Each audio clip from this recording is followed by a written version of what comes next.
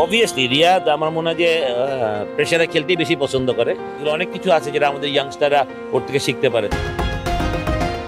চাপকে জয় করা, বয়সকে বুড়ো আঙুল দেখানো, বিপদের সময় দলের হাল ধরা, বাংলাদেশ ক্রিকেটের এইসব বিশেষণের সাথে জড়িয়ে আছে একটি নাম, মাহমুদুল্লাহ রিয়াদ। ভিন্ন ভিন্ন সময়ে ভূমিকা রেখেছেন দলের ত্রাণকর্তা হয়ে। বাদ পরে কিভাবে আবারও দলে ফিরতে হয় তারও রেখেছেন দৃষ্টান্ত।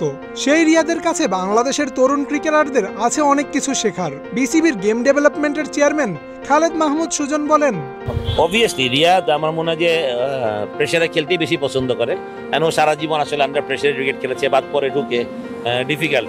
বাট আমি মনে করি হ্যাটস অফ যে মানে যে এই বয়স যে একটা ব্যারিয়ার, এটা রিয়াদ প্রমাণ করলো আরেকবার যে ওর ফিটনেস যদি আমরা এখন দেখি, ও যে কি পরিমাণ হার্ডওয়ার্ক করেছে বা ওর যে dedication towards the game was amazing আমি মনে করি। এবং অবশ্যই আমার মনে হয় যে সিনিয়র প্লেয়ার, ওর থেকে অবশ্যই শিক্ষার অনেক কিছু আছে। শুধু ও রান করছে এই কথা না, ওর ডেডিকেশন, ওর কমিটমেন্ট টুয়ার্ডস দ্য গেম, এগুলো অনেক কিছু আছে যেটা আমাদের ইয়াংস্টাররা ওর থেকে শিখতে পারে। টাইগার ক্রিকেটের সাথে বরাবরই বেশি ইনভলভ থাকেন সুজন। তবে বর্তমানে জাতীয় দলের সাথে যুক্ত না থাকলেও টিম ম্যানেজমেন্টের নারী নক্ষত্র সবই জানা তার।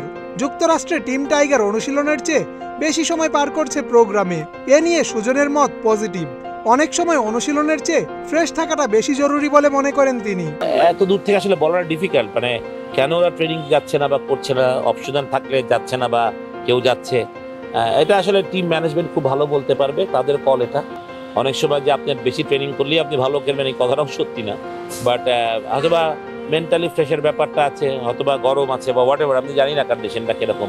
ফ্রেশ রাখার জন্য অনেক সময় চিন্তা করে বা অনেক সময় হয়ে যায় যে ওভার ট্রেনিং হয়ে গেছে, সেটাও হইতে পারে। লিটন, শান্ত, সৌম্যরা রানে নেই লম্বা সময় ধরে।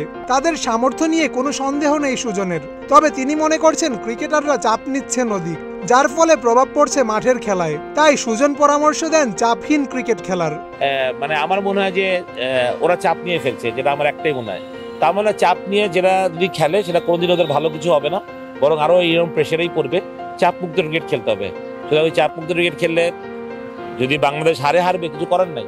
বাংলাদেশ দলে টিম কম্বিনেশন নিয়ে প্রায়ই হচ্ছে নানা গবেষণা। খারাপ খেলার কারণ হিসেবে এটিকে দাঁড় করান সুজন। প্লেয়ারদের দলে জায়গা নির্দিষ্ট, সেই লাইসেন্স দেওয়া না হলে তামিম, সৌম্যরা তাদের সেরা খেলাটা উপহার দিতে পারবেন না বিশ্বাস করেন সুজন।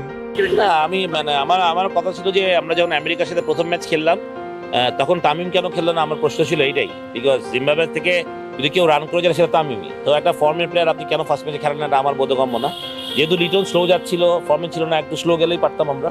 সেখানে আপনি গিয়ে ফার্স্ট ম্যাচ ছেড়ে আপনি খামাখাতি প্রেশার ফেল করলেন। আমি বলছিলাম তামিম খেললেই আমরা জিততাম, বাট আপনি একটা ফর্মের প্লেয়ারকে খেলালেন না কেন, কিংবা আপনি একটা ফাস্ট বোলার কম নিয়েই বা খেললেন কেন?